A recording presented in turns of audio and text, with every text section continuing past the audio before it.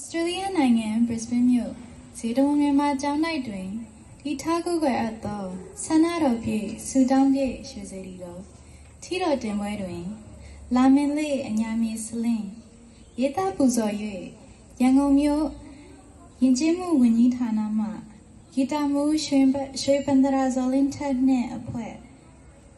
တိခတ်သောကောင်းငင်ကျိုးကိုဖျားတပည့်တော်ငွေစင်သွန်းခေါ်ခေဒီဖြိုးမှတည်ကြည်ပူဇော်ပါမည်ဖေဟာ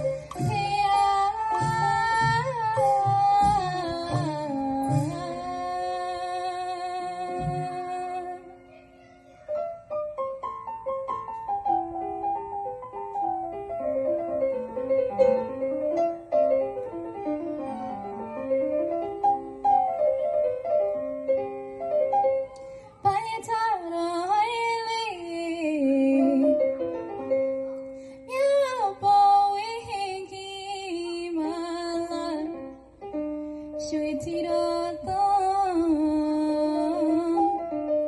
ရွှေထီတော်သော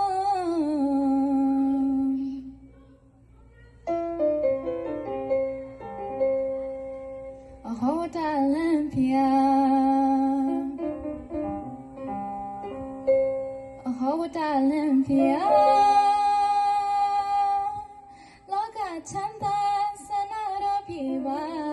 တဲ့ဆုတောင်းပြေရွှေစေတီတော်ကိုပူဇော်တတ်ကရှင်မြမလူနတ်တို့ကိုမြတ်တာတို့ရှောင်းမြတ်တာတို့ရှောင်းရှောင်း